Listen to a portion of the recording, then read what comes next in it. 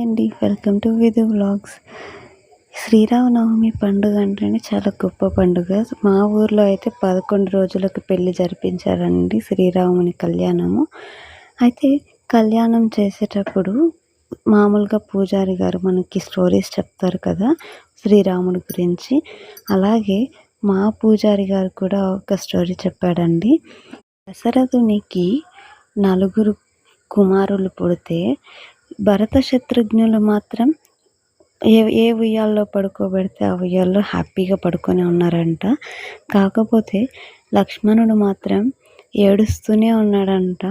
అయితే దశరథుడు ఈ పిల్లల్ని పుట్టించిన మహర్షి ఉంటారు కదా, ఆయనని అడిగితే దీనికి ఏ మందు ఔషధాలు ఏం అవసరం లేదు, కేవలం రాముడు పక్కన ఒకే ఉయ్యాల్లో లక్ష్మణుడిని కూడా పడుకోబెట్టండి, అంతే సరిపోతుంది, రాముడు లేకుంటే లక్ష్మణుడు ఉండలేడు అని చెప్పాడట. అయితే అలా పడుకోబెట్టగానే లక్ష్మణుడు సైలెంట్గా పడుకునేశాడంట రాముడి పక్కన. అయితే ఇక్కడ కళ్యాణంలో తాళి కట్టేస్తున్నారు సీతమ్మ వారికి. అందరూ జై శ్రీరామ్ అని మనసులో అనుకోండి. చాలా ఘనంగా జరిగిందండి మా ఊర్లో శ్రీరాముని పండుగ కళ్యాణం అండి. లాస్ట్లో కళ్యాణం అయిపోయిన తర్వాత ఈవినింగ్ మా ఊర్లో ఊరేగింపులాగా జరిపించారండి. చాలా అంటే చాలా అందంగా రెడీ చేశారు లక్ష్మణుణ్ణి, అలాగే రాముణ్ణి, సీతమ్మ వారిని, ఆంజనేయ స్వామిని, నలగరిని చాలా అంటే చాలా అందంగా రెడీ చేశారు. చూస్తున్నారు కదా ఎంత అందంగా రెడీ అయ్యారో. అలాగే సాయంత్రం డ్రమ్స్తో చాలా అంటే చాలా పెద్ద పండుగలాగా జరిగిందండి.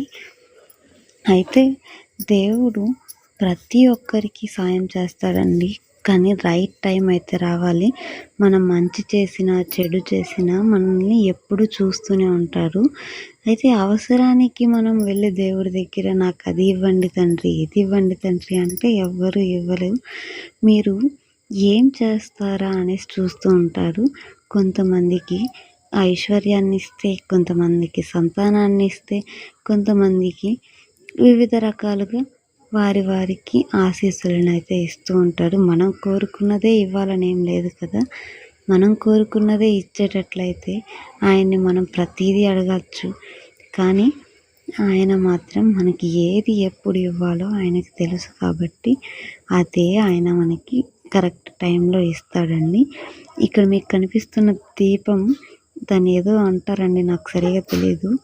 దాని ముందు వాటర్ పోసి దండం పెట్టుకొని దానికి ఉన్న కొంచెం కాటుకులాగా ఉంటుంది, దాన్ని తీసుకొని బొట్టుగా పెట్టుకుంటారండి.